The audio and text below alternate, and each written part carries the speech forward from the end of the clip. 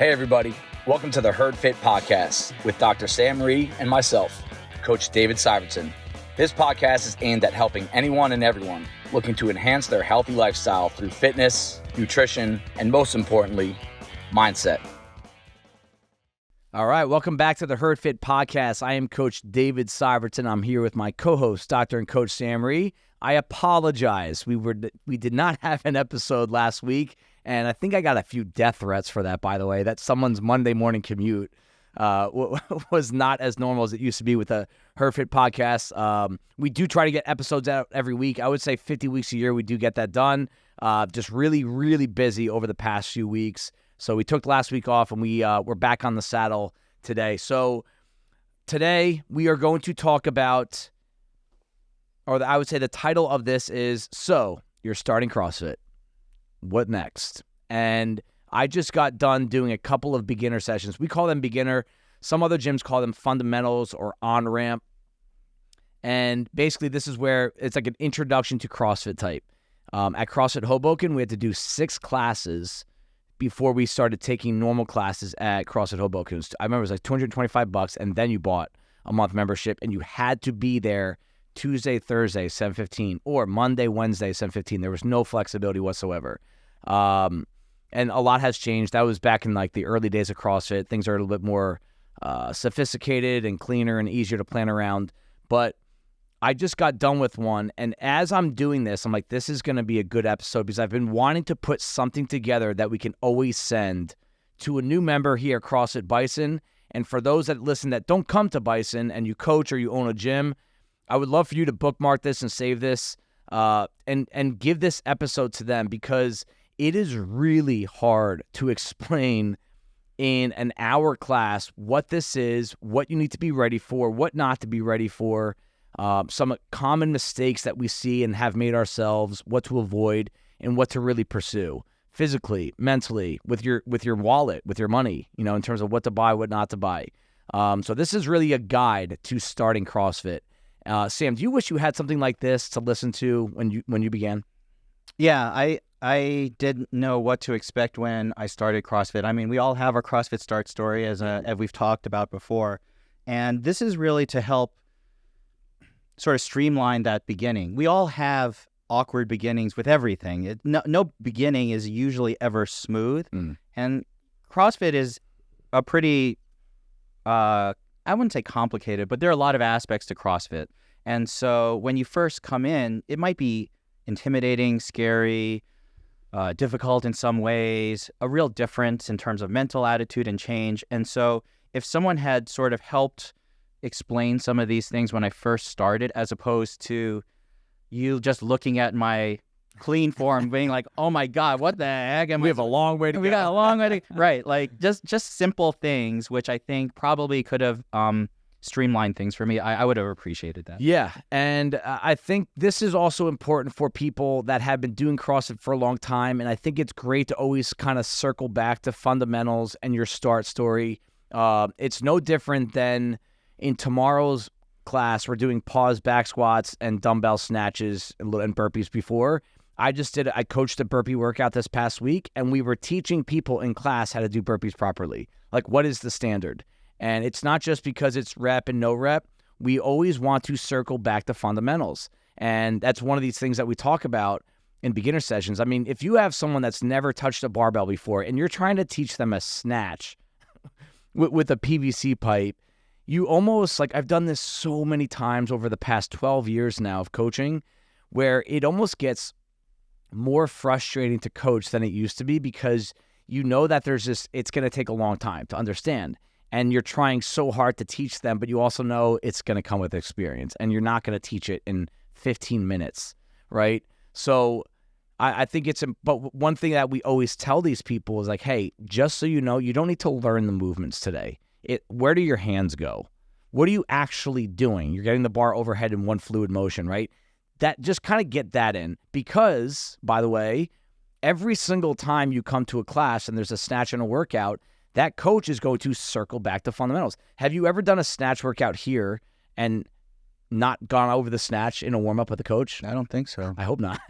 And so that's something that just needs to be, you always are going to circle back to fundamentals. So for those of you listening that you've been doing CrossFit for a long time, I think this is going to be a good episode for you as well to circle back to the foundation and fundamentals and what you need and what you don't need and what to keep track of, what not to keep track of within CrossFit within your workout program, because I think it's going to help elevate your end process. And I'll say this, I've had so many conversations, and I think it's because we have a lot of people in this age right now in our gym, my age, 35 to 45, where in the past 10 years, a lot of things have changed in our lives. A lot of our body feels different. Our body responds different. We have different lives. We have kids. We sleep less. We have less freedom. We can't come in twice a day, right? Where you have a lot of people that used to be these go-getters in the gym, and they are no longer the go-getters. They just want to come in, work out, not get hurt. And they think this is the best way for them to exercise. That's why they're here. And it's hard. It's hard to recalibrate this I used to be the top dog, or I used to be the person that's going to try as hard as I can. Now I'm just hoping I don't get hurt when we do a squat snatch. It's like, well, 10 years ago, you probably looked down on that, right? And now you're that person. So now you're kind of recalibrating your foundation of CrossFit. Why are you here? And I think this episode can also help you kind of take in and accept that there's a transition time. Maybe I even told someone after class yesterday that is going through this. I told her, this is going to take a year. You're going to have to go through the entire CrossFit calendar, Hero Week, Murph, Bison Bowl, Open Prep, Open. And now you're going to be like, okay, I got through this year with different goals, different mindset. I'm still okay. I'm happy and I'm healthy. Now it's easy for me to come in and just have fun. So let's circle back to some of these basics, guys, not just the new people. And if you are new to CrossFit, really try to tune into this. We're going to try to keep this 30 to 40 minutes and really go over the most important things you need to know as you're starting CrossFit. Why are you starting? I came up with 6. And Sam, you tell me if you think of anything else why someone would start. But why would someone come from a Crunch Fitness or a Globo Gym or Orange Theory and come to CrossFit? What are you looking for? Variety, accountability, community, motivation, intensity, and programming. That to me is why I think people come in. The most predominant reason why people start this coming from like a I work out by myself type situation is they just lack motivation to always work, and they don't want to plan anything, and they want to switch it up. That's usually the most common. Do you have anything else that people usually start CrossFit for? Yeah, I mean, I know why I started. Why? Because I went on vacation with someone who did CrossFit, and he looked pretty effing good, and I was like, what are you doing? And he's like, I'm doing CrossFit. And so I was like, I want to try that. Yeah. That is what makes you look the way you do. I want to try that. So for a lot of people, it's to look better, to look more fit. Yep. A lot of people I know, when in their heyday, when it was on the ESPN broadcast, the games were broadcast on ESPN, they would watch the games and they were like, holy cow, how do I look like that? Yeah, absolutely. That's CrossFit. Yeah, because it's like it's a combination, like the top of the top. Like you're jacked, you're muscular, but you're also very lean and ripped. Like And it's hard to be both. And doing crazy stuff. Yeah. Really amazing functional fitness. And for some people, it's literally, and I see this with beginners all the time, I've been sitting around, especially during COVID. I am unhealthy. I need to do something better. Like you said, switch it up, do something to improve my health. Sometimes it's just to compete. We have people who have competed in other levels, triathlons or other high-level type sports. Maybe they were high-level in collegiate or in high school, and they're looking for another venue in which to take their athletic talents and push their abilities. Yeah. And that would be like, all right, I want to do CrossFit. I think we kind of fall somewhere under that umbrella, right? The process of actually starting in most CrossFit gyms, and I think this should be the way that you do start, is that you go through some sort of really small group training or even personal training, learning the movements in a non-intense setting. And we call them beginner classes here. I've seen fundamentals, on-ramp. I'm sure there's other creative names out there. But basically, you learn the movements, and you have a lot of Q&A type time with a coach. Often it's one of you, one coach. Sometimes there's 2 or 3 of you and a coach. And I think this is a really important. We've talked about here at Bison getting rid of it for a few different reasons, and I never had a strong feel. Like, it would probably make our process a little easier, but I think beginner sessions here are it's probably the most important and best way to actually start CrossFit, and it's not because you learn the movements. That is a kind of like an appetizer to the entree of you get a feel for what this really is. I've turned my personal beginner sessions into less about keeping your heels down on a front squat and more about, hey, what's it like to work out here? Do you need to be in shape to start? It's almost because I've been asked the same questions about 100 times over the years, like literally the same question. So that I kind of know what I can have a conversation with someone about for 5 minutes and know exactly kind of where they're at. Are they scared of getting hurt? I just had a guy and he's like, yeah, my wife doesn't want me to do it. She is, you're going to get hurt. That's why she doesn't want me to do it. Well, okay, let's talk about this. And you get into a conversation. It goes on 10 minutes and we haven't even done a movement yet. So that's why I think these beginner sessions are really important. And then, yes, it's important to know basic elements of a movement. Where do my hands go? Where do my feet go? What should I concentrate on? How do I not get hurt doing a movement? And the positive is you're not out of breath. Like, you didn't go run 400 meters, come inside, I have to do 15 cleans. Like, that's when it's hard to keep track of motor control and awareness and coordination and technique. So, Sam, do you remember your beginner sessions? I remember mine pretty well. I do somewhat remember struggling with the barbell quite a bit. I had never done any barbell other than bench. Mm-hmm. And, I was a runner before I started CrossFit, so I had a decent cardio background. So anything that involved that, I felt pretty good with. I just remember struggling with the barbell for the longest time. Do you think these beginner sessions have a ton of value in terms of teaching, or do you have it more of conversation and have a coach really give a feel of what we do here? What do you think is more important? I think it's important in the sense that you get a sense of what that coach is like. Right. You get a sense of just how complicated the movement actually is. But whether or not you're actually learning anything from that first session is irrelevant. And I've learned that more and more as a coach, taking people through movements, that first session, second session, 15 sessions, like it really doesn't matter like what is being picked up, because it's a gradual process. You know why I think it's hard to learn initially, and this is where a coach needs to be present of their perspective, is when you come in here, especially for the first time, especially don't have a lifting background, your mind is on 11 different things. Even though the coach thinks that your mind is on your air squat and pushing your knees out and keeping your chest up. Like, yes, you're hearing that and you're trying to do it as the coach tells you to squat further and your legs are burning, but you're also looking at the 7 people in class that are taking the WOD, throwing up 225 pounds above their head, and people laying on the ground being dramatic after a hard workout, and the music being really loud, and people ripping their shirts off. It's really hard to fully concentrate on what you're learning because there's like almost anxiety about starting a hard program that might injure you, that doesn't have the best public perception, and there's weird stuff going on in the gym that you've never seen before. And I think a coach needs to be really present with their athlete if they're doing a beginner class while there's other things going on in the gym, that if you talk too much about a movement, you're actually going to get them to understand less. So I think it's really important for a coach when you're teaching a snatch, a clean, a deadlift, be as short, like less is more.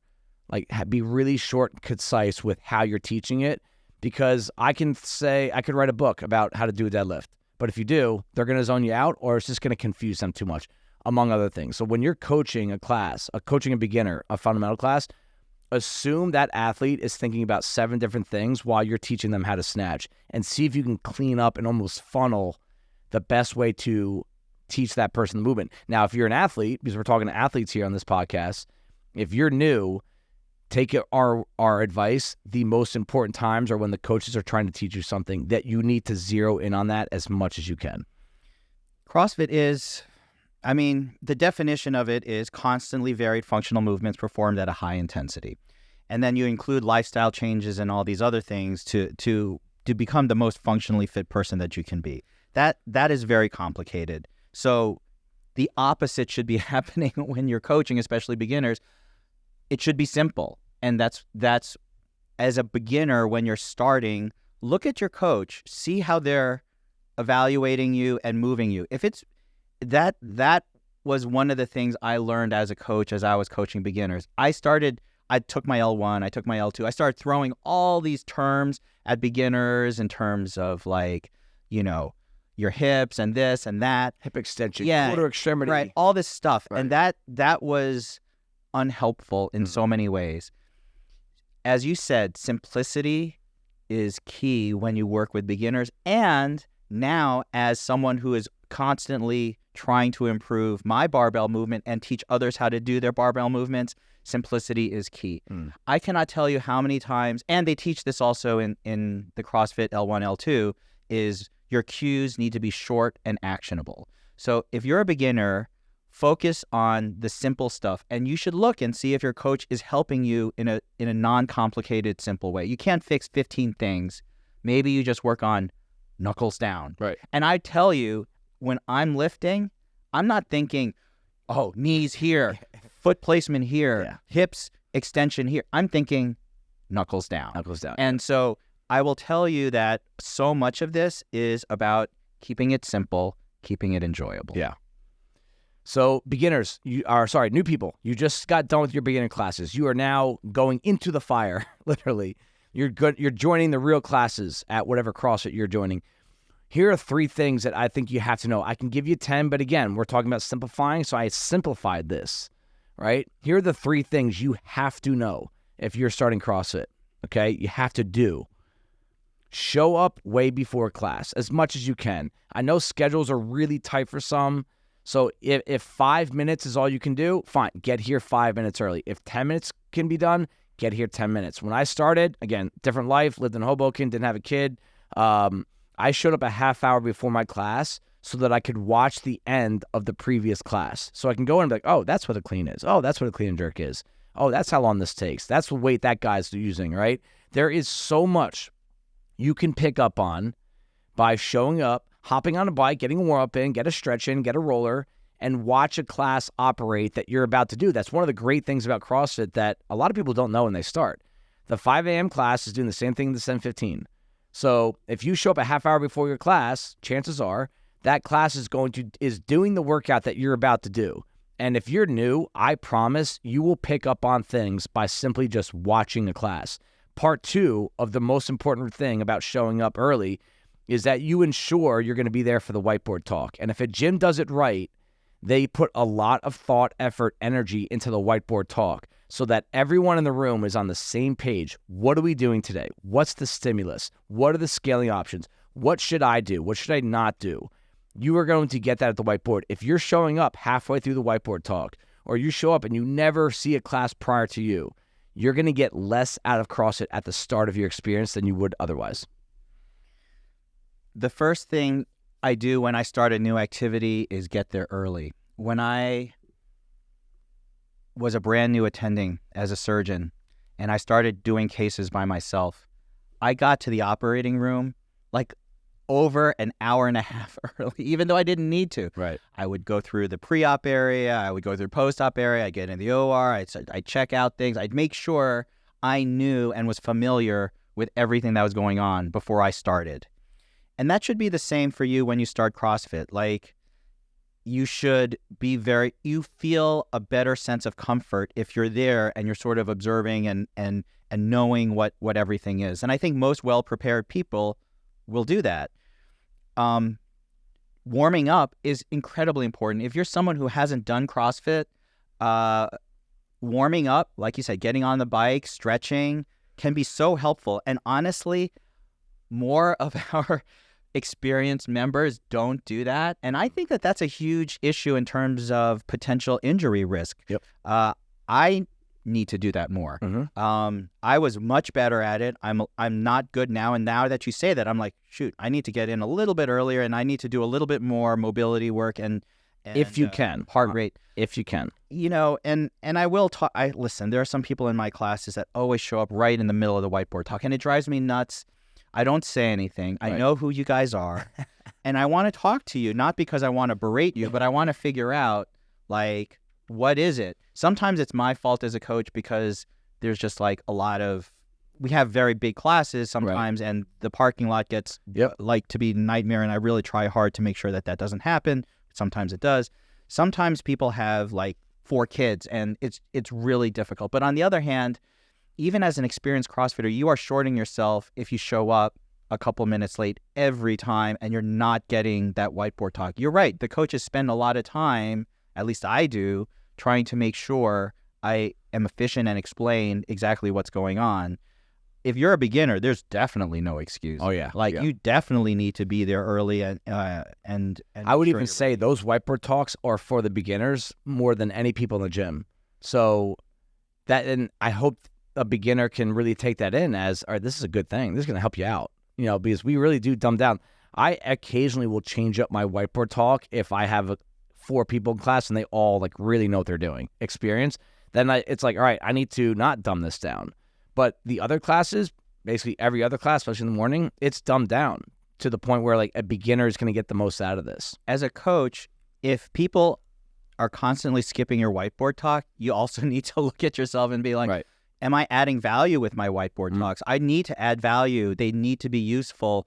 I try to provide something. If I can give you a time estimate for how long this part of the workout will take, what you might feel after this, what is the challenging part of this part of the workout, I need as a coach to add value. So on both sides, show up for the whiteboard talk. If you're giving the whiteboard talk, make sure it has a lot of value to your athletes so they don't want to miss it. Yeah.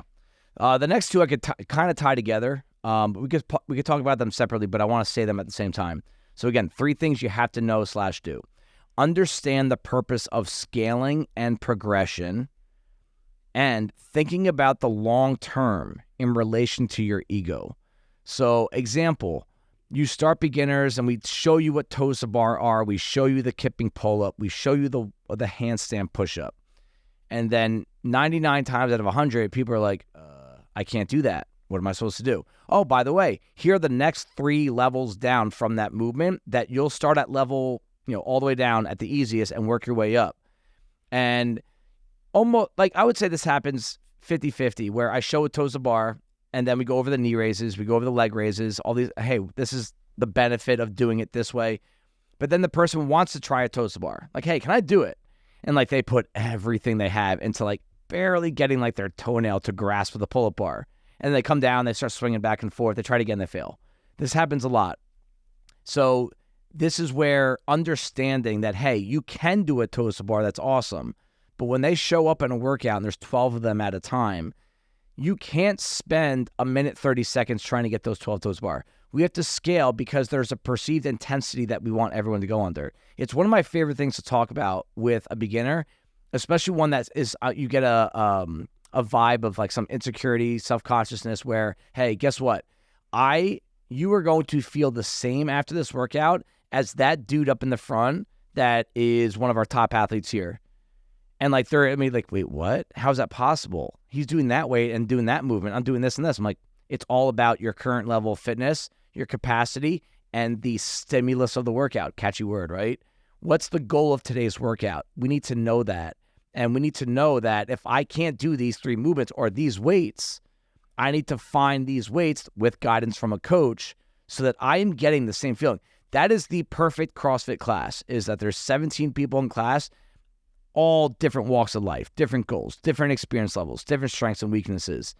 But they all felt the same way at the end of the workout because they scaled properly. And it also gives you a ladder to start walking up to eventually get into that RX level or whatever your top level is, whatever you want to get goal-wise. But you need to know steps 1 through 10 need to be taken one at a time. You can't do 1, 2, 3, and then skip steps 4 through 6 and then go 7, 8, 9, 10. It's a progression. And that is what, to me, really kept me in the game. It's like, oh, I used to only be able to do 2 muscle-ups in a row. Then it was 4. Then it was 8. Then it was 10. All right, I can only snatch 135. Then it was 145. Then it was 150. Then it was 155. It was a slow ride, but I love the idea of having progressions towards a certain goal. Scaling is important both for the beginner as well as for the experienced athlete in the sense that it helps you build. The goal is to build quality movement. And unfortunately, I and a lot of experienced athletes don't do that. So, and I'll give you an example, but let me talk about the beginner first. So yeah, beginners, you're right. There are a couple different kind of ways beginners approach this. There are some that are like, I can't even do RX. Let me just do the scale. And I'm very happy to do that. It's a really good workout for me. I love that. There are some, as you said, who want to do RX, may find that challenging, do the scaled. Let's face it, there is always ego involved at CrossFit in terms of RX or scaled. You're never going to get rid of that. You're going to have to figure that. You're going to have to wrestle with your own ego and figure out what works for you in terms of, are you RXing or scaling it? Hopefully, as a beginner and as an experienced athlete, you're going to use the scaled progressions to build quality movement. Yep. I am one of the worst examples of this, and I will explain exactly why. With toes to bar, for example, I can do some toes to bar reasonably well with reasonable quality. Okay. They break down pretty quickly. And then I'm doing that whole like curl, look up to the sky, like, kind of thing where I'm not keeping anything like engaged. Right. And I do singles and I can get by. I am technically lifting my toes up to the bar, but the quality of that would not be something you would want to see. It's pretty ugly once I start doing those curl up, single toes to bar. What I really should be doing, and I just thought of this as you were talking to me about this right now, is, you know what? I'm going to do as many good toes to bar as I can. And once I start doing those horrible, like, curl my body, look up at the sky type of toes to bar, I'm going to scale it to toes to whatever. Yeah. Not touching the bar, but I'm going to keep my plank position. I'm going to keep an engaged core. Yep. I'm going to move. Yep. If I don't get to wherever, But Sam, you're a quarterfinalist and you're a coach. You can't, you've been doing this for 9 years. You can't scale workouts. You're too good for that. I just had an epiphany right when you told me. I was like, wow. I just did a bunch of open workouts where in a competition setting like that. Yeah. You're going to see me. I'm going to be doing some pretty ugly toes to bar. It's coming, baby. And I'll grind. But for the rest of the year, yeah, what I need to do is use my scale progressions to build quality movement so I can do better movement and not depend on falling apart and doing crappy ones. And so that's what you do as a beginner. You should always work on your scale knowing you're going to get better and better and better. And if you're an experienced athlete, and this resonates with you, and you're also like, I too can do some, but then I start falling apart, don't do crappy movements. Yep. Maintain quality of movement, scale it down, and eventually, as Dave said, you'll snatch 135, then 145, then 155. And in relation to lifting, how many people do we see this, especially with lower weights? Let's say snatch 65, they go to 75, then they go to 85. Like, what about the 5-pound jumps?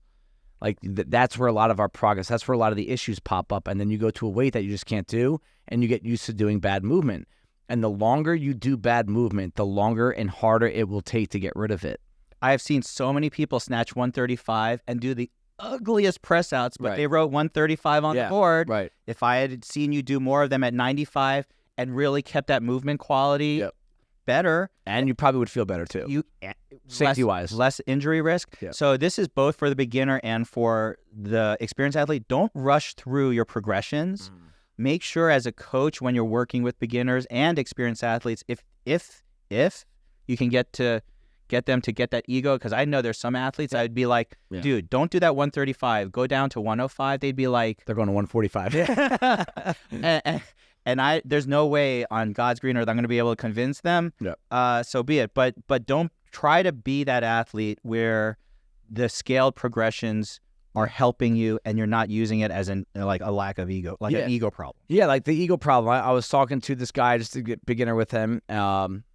Really big, strong dude. And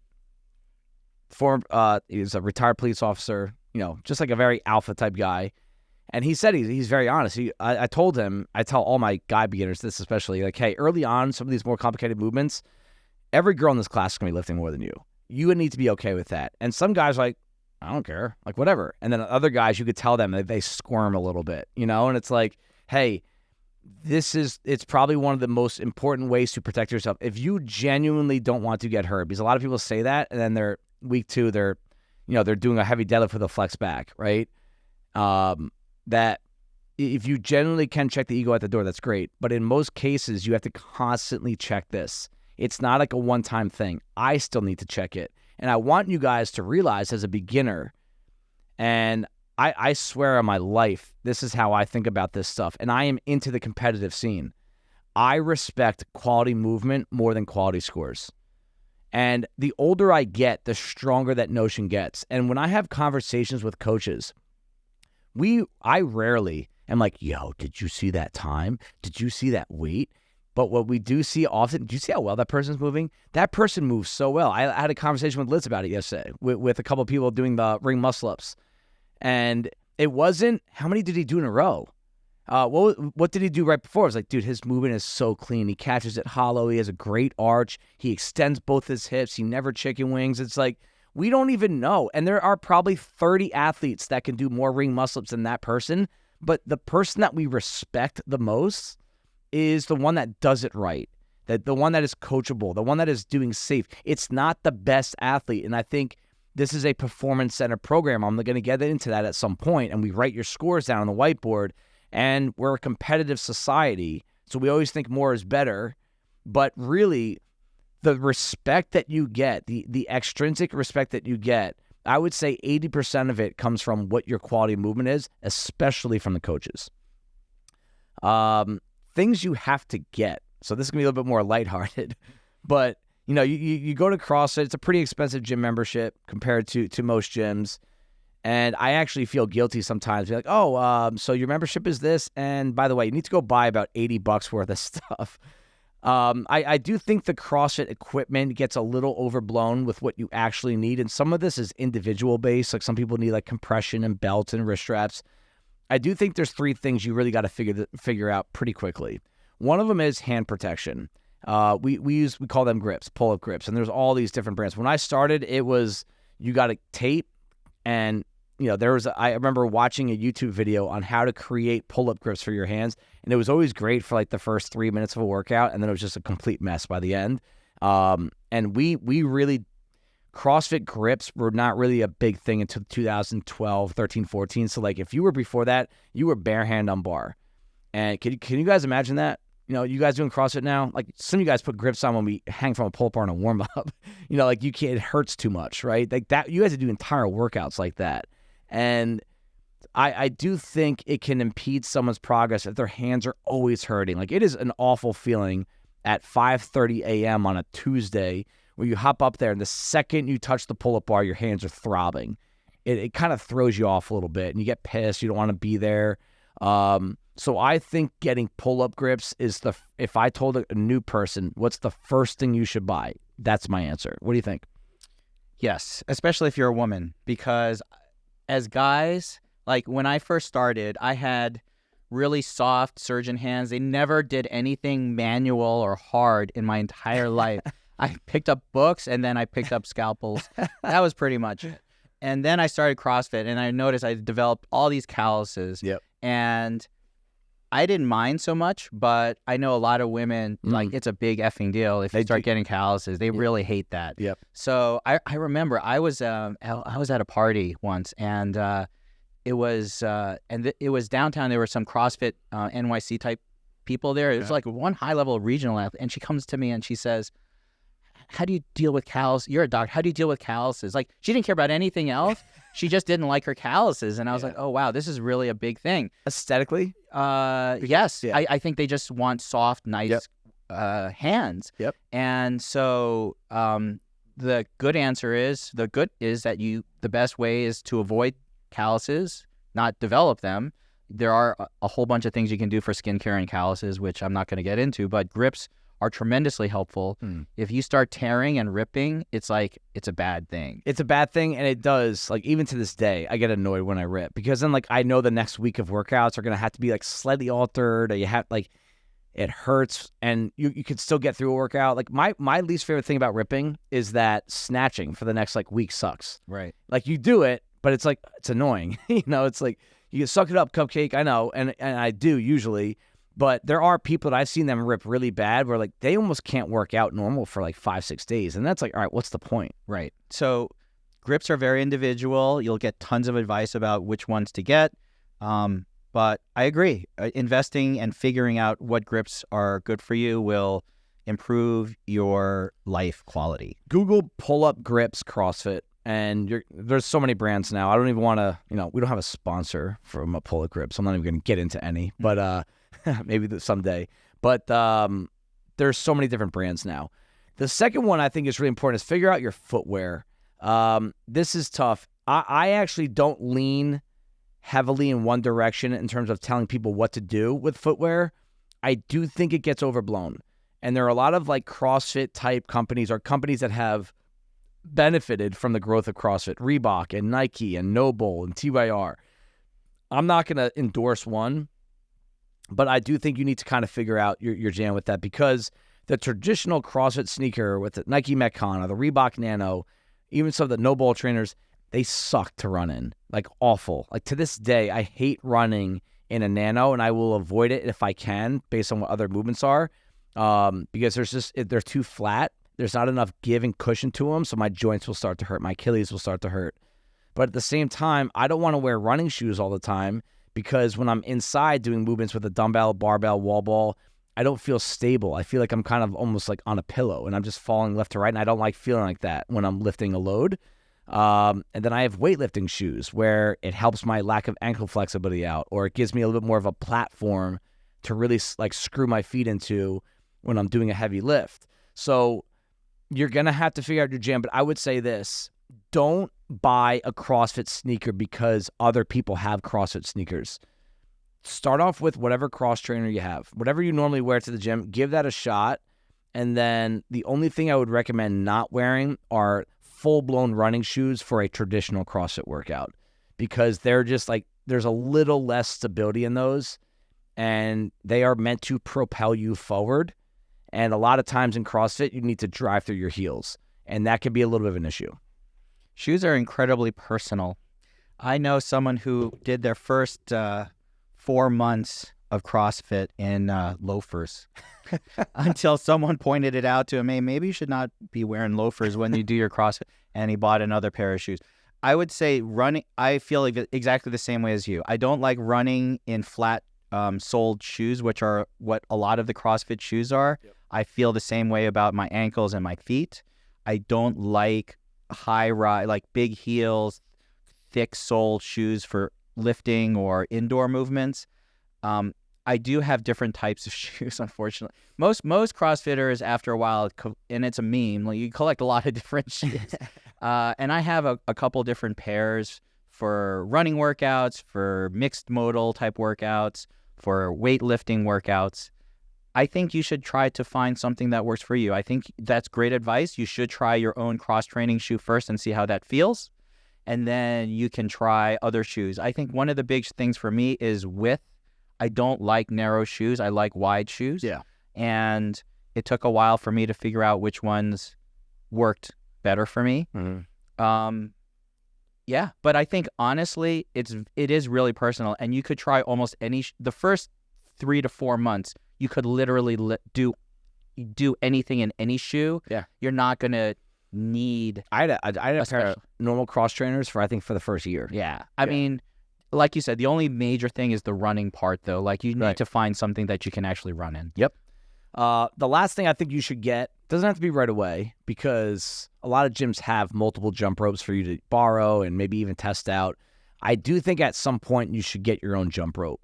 And this is going to come down to personal preference. Some of these people like these really light metal cords that they can whip it as fast as they can.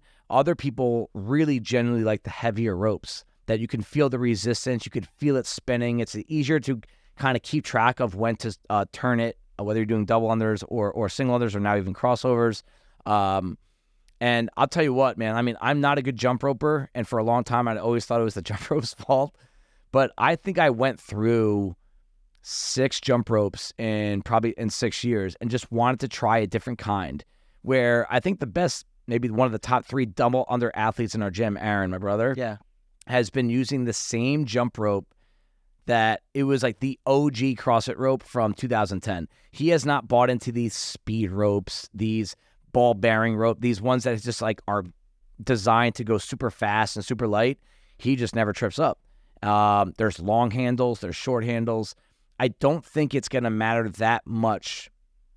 If you master that jump rope, it's not going to slow you down or speed you up that much. Not everyone agrees with that because the lighter ropes do cause less shoulder fatigue, but that's not the issue for some people. It's not always a shoulder. So just like the shoes, this is a personal choice. And here at Bison, we have 50 jump ropes that you can try. All right, different sizes, different brands, different thickness levels. What I would do is maybe play around with those for a month or two, maybe even longer, and then find the rope that you kind of just naturally gravitate towards and go buy that rope. And a good rope will last you a couple years minimum. So it's not like you're buying a new one very often. If you just do single unders, and we have a number of people at our gym who don't push themselves and only do single unders, unfortunately. And if that's the case, you could pretty much choose any rope because you can get through any jump rope workout doing single unders with any crappy rope. Yeah. If you start doing double unders regularly or you want to learn double unders, your rope length, width, weight does make a huge difference. It took me a while to learn double unders, and it took getting an RX Smart Gear rope, which was kind of heavy, which forced me to go slow. Yep. Like I could have eventually learned, but it helped speed the learning process for me in terms of my rhythm. And then I've switched over to a speed rope, and even now, anytime I kind of mess up on jump rope, I will go back to a slightly longer rope to help me slow down a little bit before I go back to my normal rope. So the length of jump rope is incredibly important for a lot of people when it comes to consistency on their double unders, I think. And you can pick out the jump rope that you want every time. Oh, I have a favorite rope. There it is on the hanger over there for me. But what happens if it's not there? What if someone broke it? Like, if you're going to be in CrossFit for more than a couple months at some point, just spend your money for, don't buy lattes for 2 or 3 days and just pick up a jump rope. Yeah. The most expensive ones are $90, but really most of them are anywhere between $20 and $40. And it's a good investment. You're going to use it a long time. It'll last a long time. So those are the 3 things I think are most important. Sam, would you think of anything else off the top of your head that is really important? Like, I didn't want to go down the knee sleeves games. Not everyone uses them. I don't want to encourage them just because, right? Is there anything else on the top of your head that you're like, hey, you know what? I wish I bought this earlier? No, less is more. Yeah. I mean, sometimes you have to pick up stuff, and trust me, my bag is full of stuff. But I think when you're especially starting, and as I've gone farther along, I try to use less downsized stuff. I try to use less knee sleeves, less wrist stuff. Yep. I'm still a big taping guy, but other than that, less is more.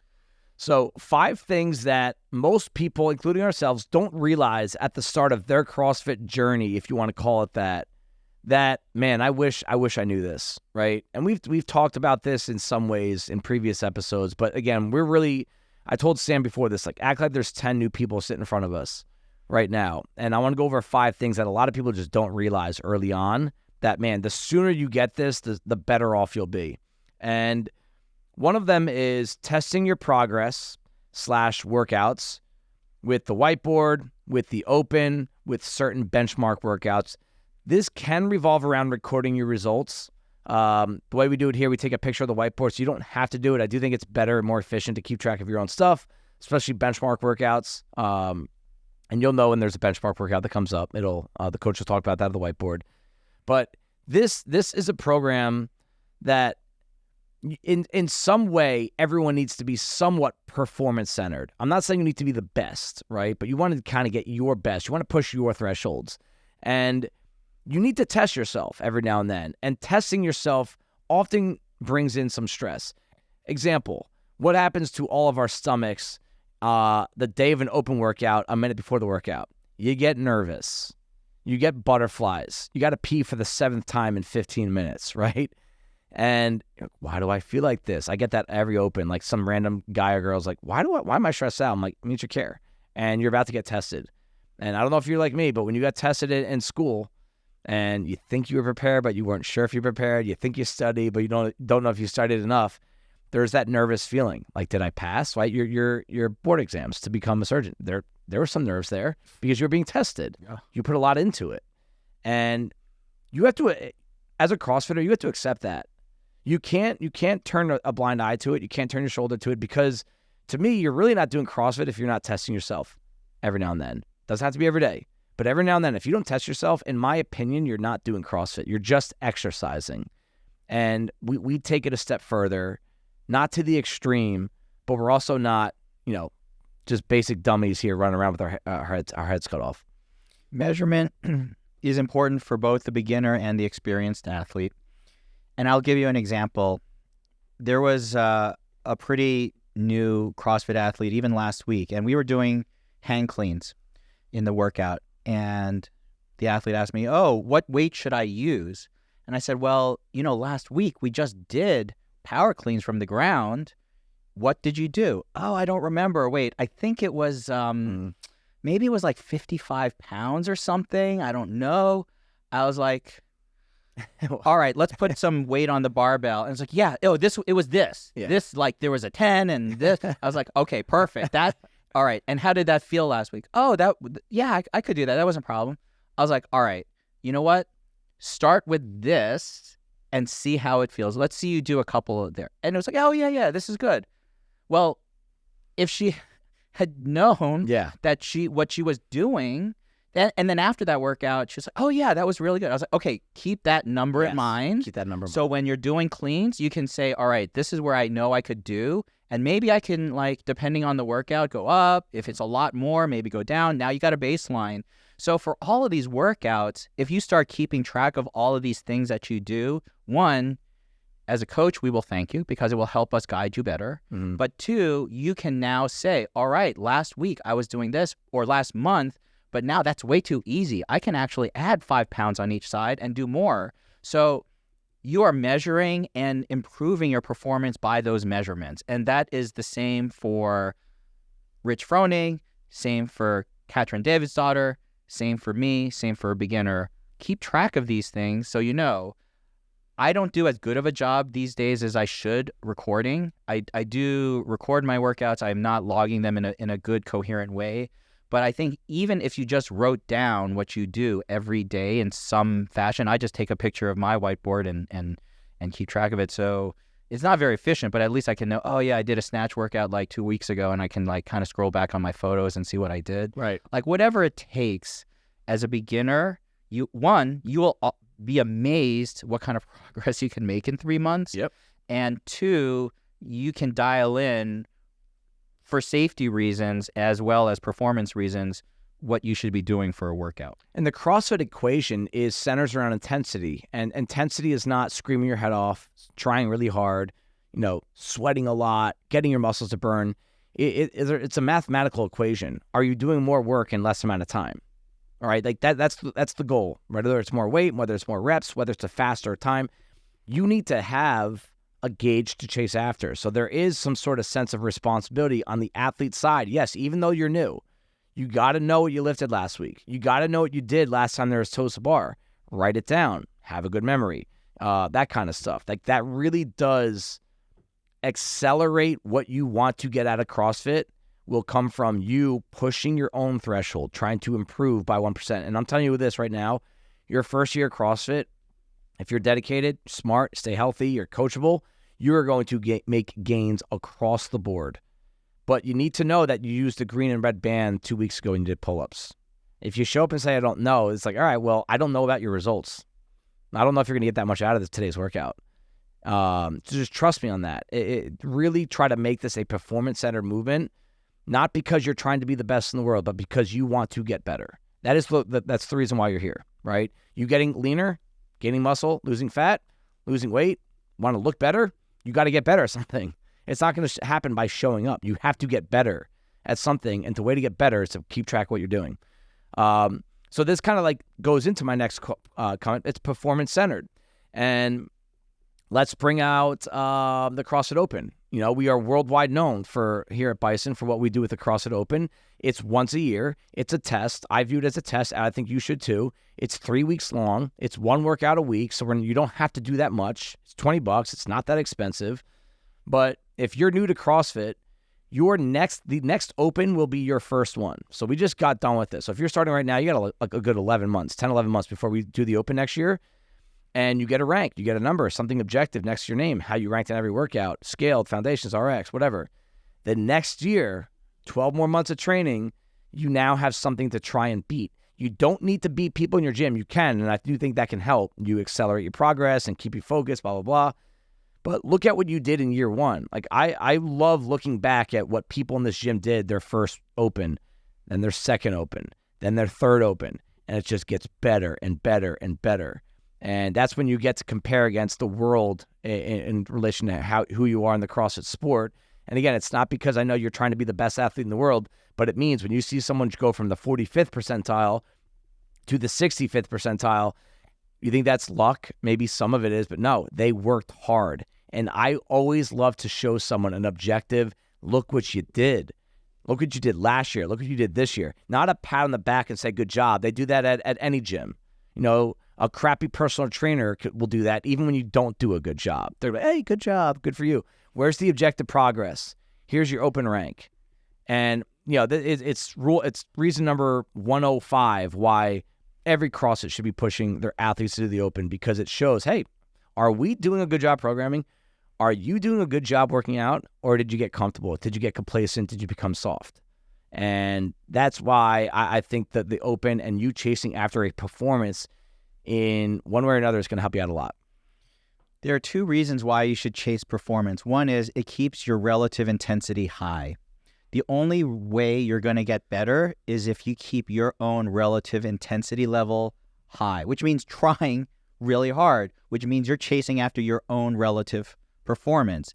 If you're focused on doing better than you did before, that's the only way you're going to be able to keep your intensity high and not go backwards, not slide, not improve. And then the second thing is that you might not do better.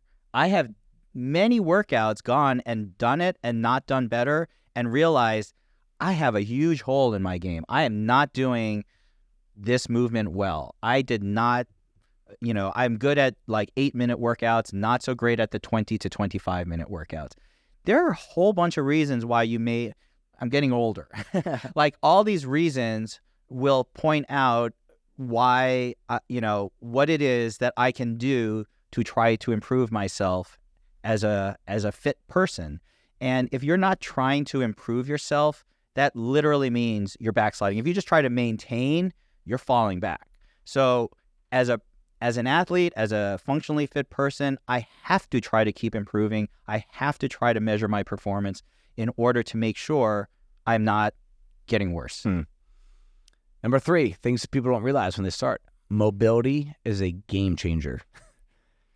We don't want to admit it. We don't want to stretch. We don't want to dig a lacrosse ball into our scapula, right?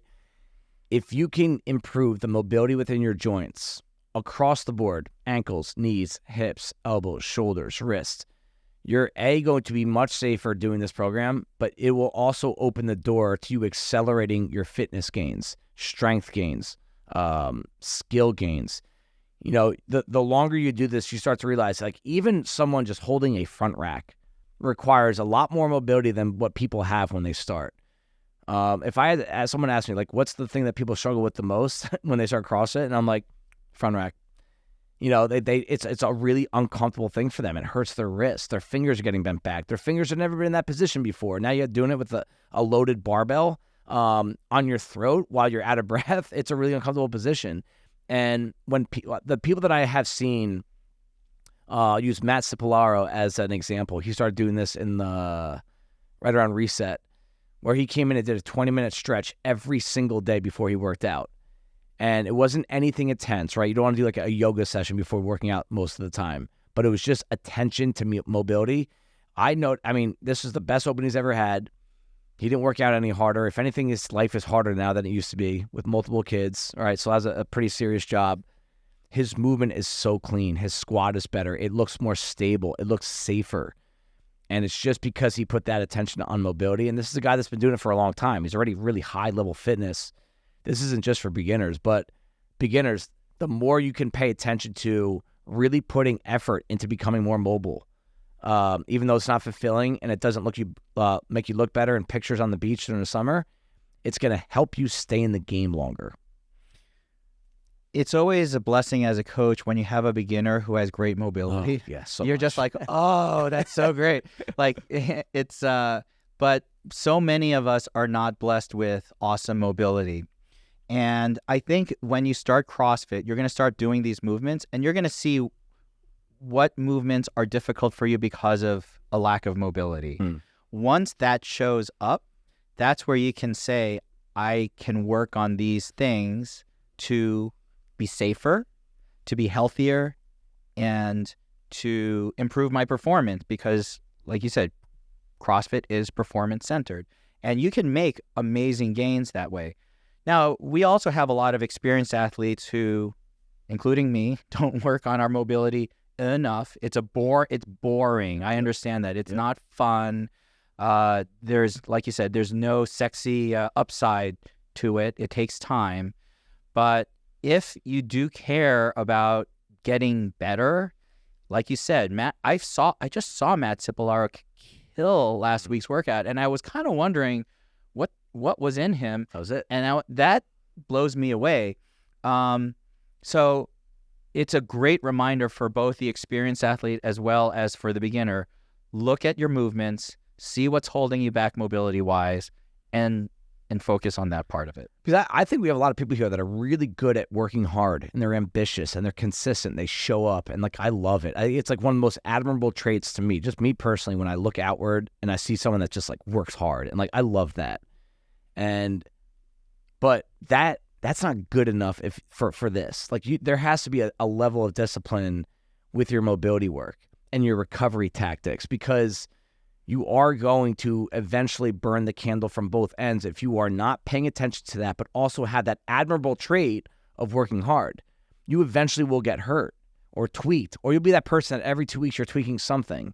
So when I see someone like really puts the attention on mobility, I'm like, they get it. All right. We just talked about this, Sam, off camera. What? 5 things people don't realize. The value of virtuosity. Virtuosity is doing the common uncommonly well. AKA, if you want a practical example, when we have air squats, push-ups, and pull-ups, we have a workout that's coming up. It's called Cindy. I think it's next week. And there's no barbell, not a ton of skill. It's just pull-up, push-up, air squat. 9 times out of 10, those movements get really ugly as people get tired. And they don't really care because they're just trying to get a great score. And then you got someone like Brian Miller in the corner who is perfect air squats every single time, perfect push-ups every time, perfect pull-ups. He might get 17 rounds. The guy that's moving poorly and faster might get 22 rounds. Guess who we're more impressed by? The guy that did 17 rounds and everything was the same. Round 1 looked like round 17. That is the most impressive thing, and that's virtuosity. That is, wow, this is a boring workout. There's not much skill. It doesn't look sexy. But hey, I'm going to put so much attention on doing every air squat so perfect. I'm going to do every push-up so perfect. I'm going to stay hollow and arch on my pull-ups so perfect. That is doing something that's really common, uncommonly well. Uncommonly well means most people don't do that.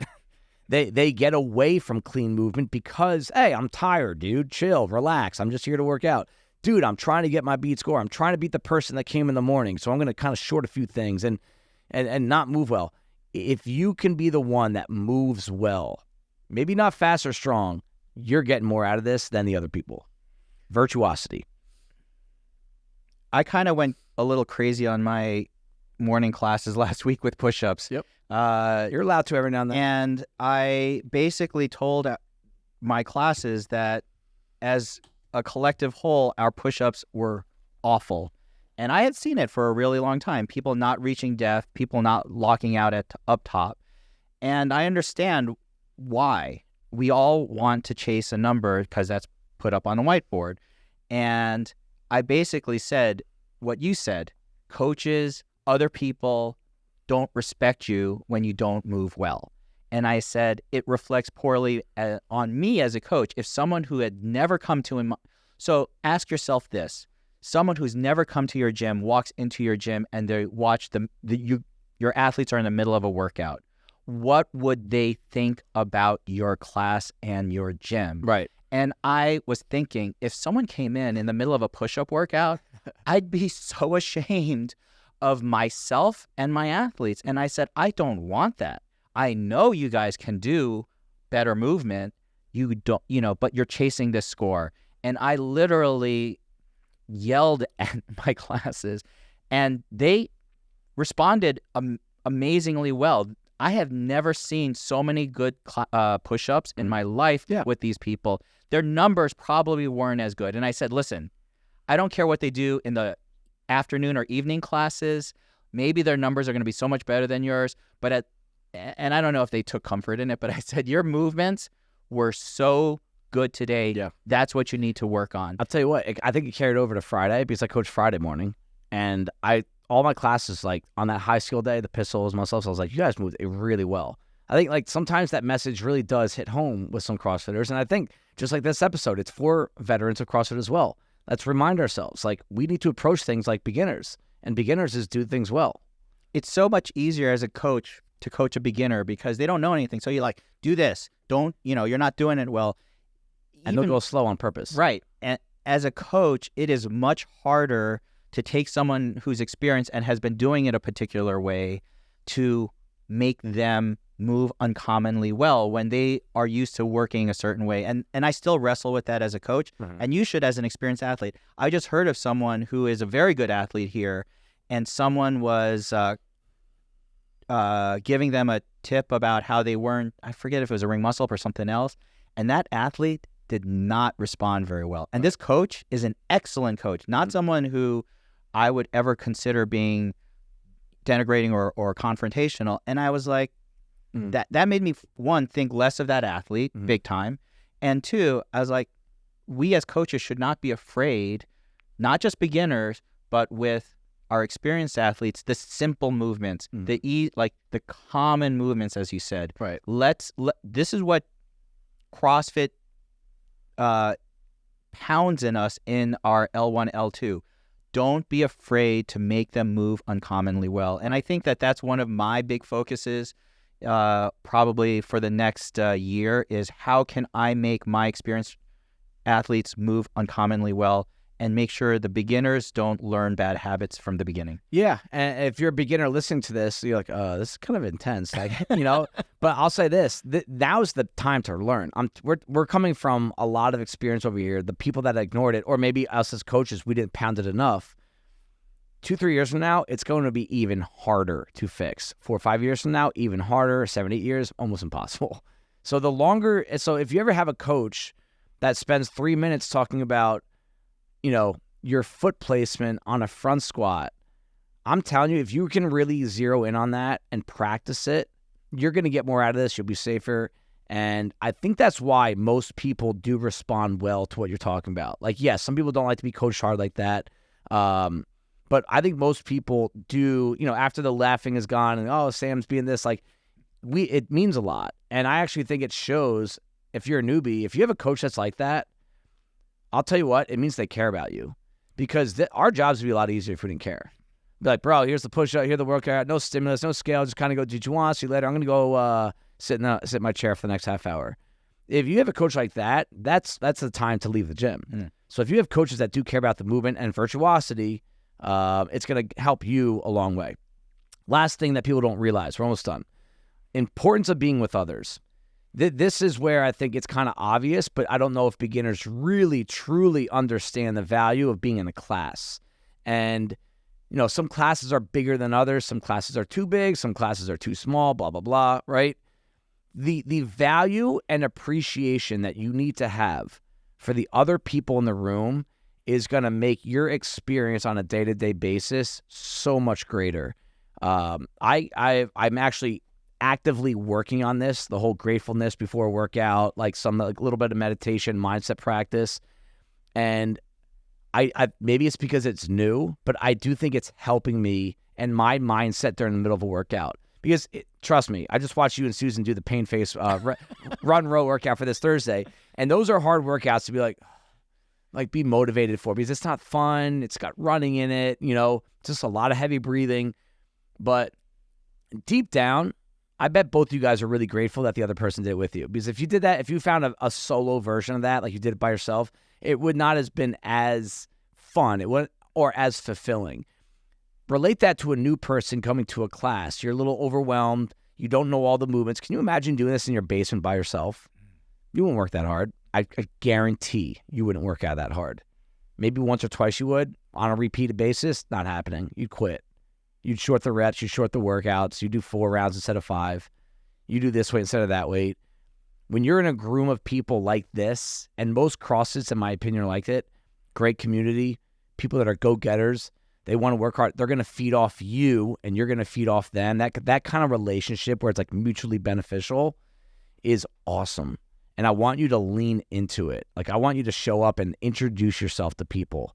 Introduce yourself to the coach. Talk to someone after the workout, like, hey, how do you do this? You know, like, I love these guys at 7 a.m. that come, Brendan and Angelo. Oh, they're the best. They'll spend a half hour talking to Dan Coda about, you know, his big toe on snatches. It's like, but like what's unique about them is they're still relatively new to the gym, and they really put themselves out there. They ask questions, they get into conversations, they reflect on their own experience, and it's like, it's fun to be around. It actually lifts the room up. So if you're new, even if you're not a big extrovert, try to, as much as you can, to lean into the community, because the community wants to help you. Yeah, and actually, if your gym isn't that, go find another CrossFit gym that does, because I think some of the people you mentioned had actually been at other gyms, didn't find that, not to brag about us, but found it here. Yeah. I'm an introvert. I don't like really putting myself out there, but in CrossFit gyms, for some reason, I am very social. And I think as a beginner, and when I drop in at other places, I'm always reticent, but I force myself. Hi, how are you? Go meet people, talk to people, because that will make your performance better. That will make your workout better, and other people. And you'll help other people work out better. And so I have never regretted ever being in a CrossFit gym, reaching out to people, talking to them, saying, connecting with them. Even when I've been at gyms where people are like, who are you? Like, why are you talking to me? At the end of the day, still better. And I've never regretted it. And I think if you're an experienced athlete and you see someone new at your gym, definitely reach out to them. Always say at least, hello, how are you? What's going on? Yep. That is why CrossFit works, because of the social aspect of it. There's someone at our gym who comes to the 6 a.m. class. He's recovering from a back injury, and his wife comes in pretty much every day. And I say, I hope he's doing great. He's coming back soon. He works out in their garage, and he hates working out so much in his garage. He's always asking her, can you just stay and work out with me instead? Yeah, right. And and he's a really disciplined guy. It's just really hard to be motivated when you work out by yourself. Yep. I am so grateful. I have a full gym in my garage. Mm-hmm. I could do almost every workout at home. Mm-hmm. And I come to the gym because it's the people, it's the power of the community. Yep. CrossFit has talked about that. I am a firm believer about it. I also believe from a health perspective, literally from your health, like, it helps you to be around others, especially when you're fitnessing. And I feel like if you're a beginner and you don't take advantage of that, you are missing out on a tremendous amount of the benefit of CrossFit. It's not just the workouts and the training and the nutrition. It's the people. The connection. Yeah. Take advantage of the connections here. So this went a little bit longer than I thought it would, because I'm just going to wrap this up. Just on your focus in year one, right? Because I hope that you stick this out for a year. I do get asked that. How long?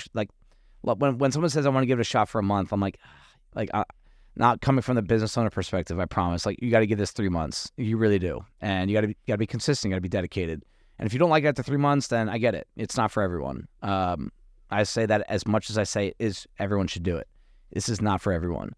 What I would do in my first year is try to find my weekly flow. People ask all the time, should I come in every day? I'm like, probably not. If you're new, I would say either 2 on, 1 off, 2 on, 1 off, and then every now and then try 3 in a row.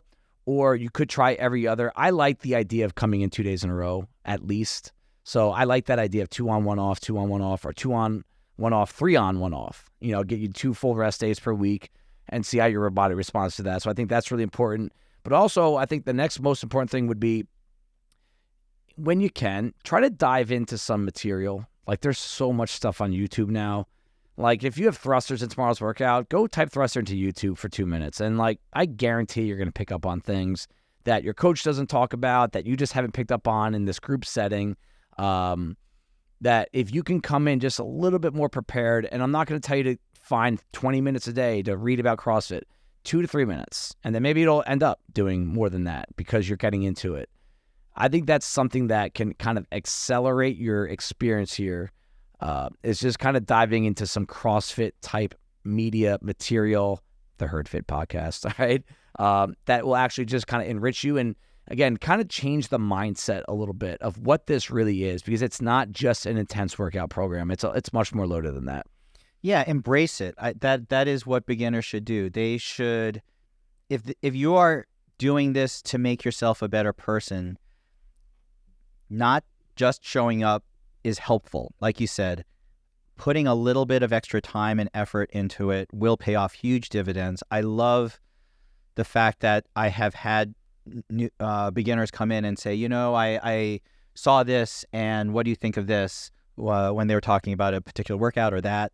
Like, to me, it shows that they're invested in themselves. They're not just showing up saying, hey, make me an athlete. Like, they're actually caring enough about it to invest their own personal time into it. Now, listen, if you just show up every day or every, 2 on, 1 off, which is sort of the way I like it, then yes, we will help you. But we can help you so much more if you embrace it yourself and really dig into it. I think it's 60 days, 2 to 3 months is a minimum to sort of really feel like you get it and you understand it. Give it your very, very best shot. Not all gyms are for everyone. So if you find a gym and you're like, this is really not my style, either I'm not jiving with the coaches or the people or something else, find another gym, see what works for you in terms of that flow. But listen, we wouldn't be in this if we didn't believe in this, for as many years as we have been. And honestly, I feel like the people that are in CrossFit are really quality people. A lot of people that I've known who have tried it and left, I don't want to be a snob, but there were a lot of reasons that I felt like they had mental issues that prevented them from really achieving their full potential. Yeah. And I always hope that they would address those and then come back, because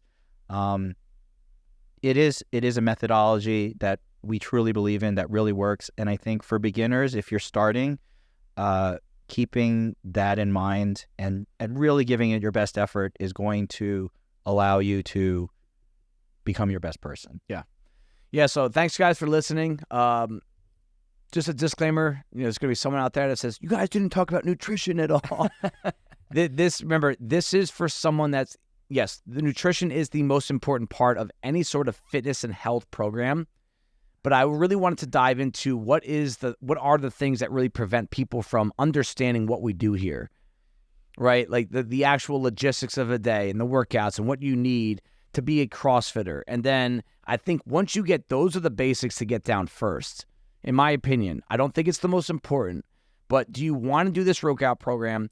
Will you put in all these extra little efforts and thoughts into it? And then you're going to turn into someone that's like, yo, I want to get more out of this. I want to take my game to the next level. Then we go to the nutrition game. I think you have to really fall in love with CrossFit first.